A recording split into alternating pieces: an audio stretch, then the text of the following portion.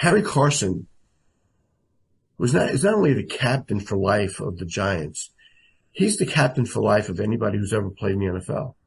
Because at his 2006 induction speech in the Hall of Fame, he didn't talk about his career and his favorite coaches and his favorite teams and his teammates. He basically begged the NFL and the Players Association to take care of the players who built the game into what it was.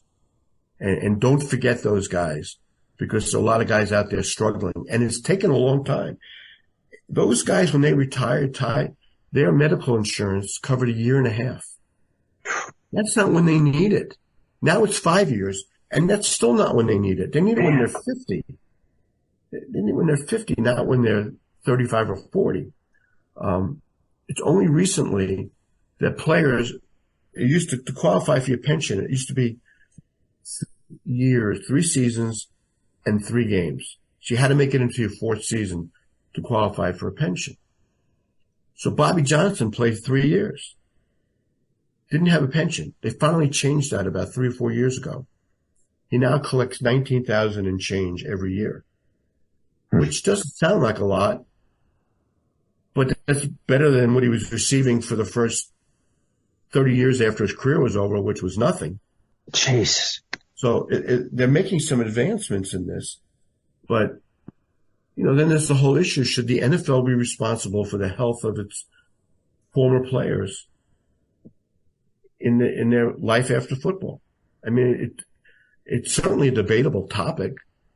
I mean, if I get carpal tunnel syndrome from all the typing I've done, that's an if, I don't have it.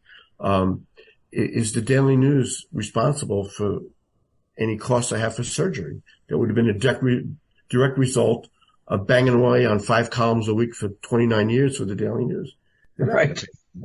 So there are people who say, well, why should the teams be responsible?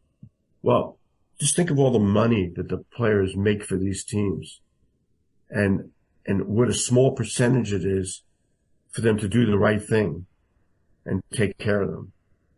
They have that $1 billion concussion settlement, but by the time you divide it up, by all the players who have applied for it, some of them are getting money that can pay for their medical bills, and some of them aren't. And the red tape for disability, I didn't really get into it that much in the book about this part of it, but the red tape for disability. Oh, it's shameless. I mean, it's cruel. I think that's the best word to say. It's cruel what they make these guys go through to try to collect any money. I've talked to Don Mikowski about that. He was fighting as much as he could fight, but deny until you die, as they say, right? Yeah.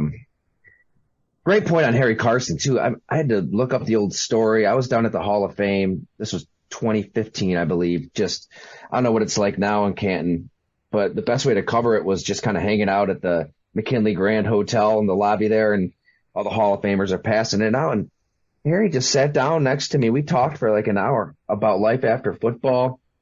I mean, all this, but how, he was depressed, didn't know why. He'd crossed the Tappan Zee Bridge from his home to the stadium, and there was times he just wanted to drive right into the guardrail into the Hudson River and kill himself. Right? Yeah, and he wasn't even 30 years old at that point, and had no idea, but now is fairly certain it was because he had suffered concussions to that point, and he had mental health issues that he wasn't even aware of.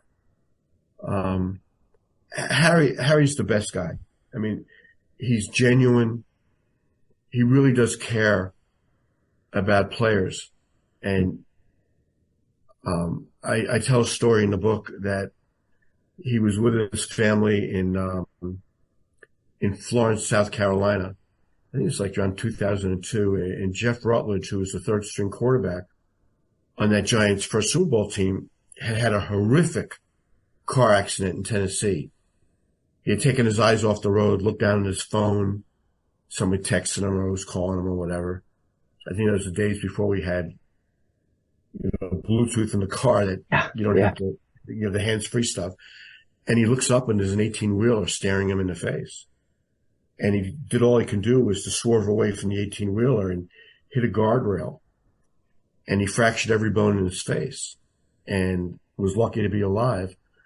When Harry heard, while he was in South Carolina, that Rutledge had made it out of the hospital after a long period there, and he was back home in Nashville, Harry got in his car and drove 8 hours, part of it through the Blue Ridge Mountains, which Harry just described as, fairly treacherous. He drives 8 hours to Nashville and shows up unannounced at Rutledge's door and spends 2 hours with him, and he turns around and drives back 8 hours to South Carolina. And I said, Harry, and Harry it wasn't like he was close with Rutledge, but he was a teammate. And that's all that mattered to Harry. And I said, so why do you do that? He goes, listen, these might have been Parcells' guys, but they were my guys too.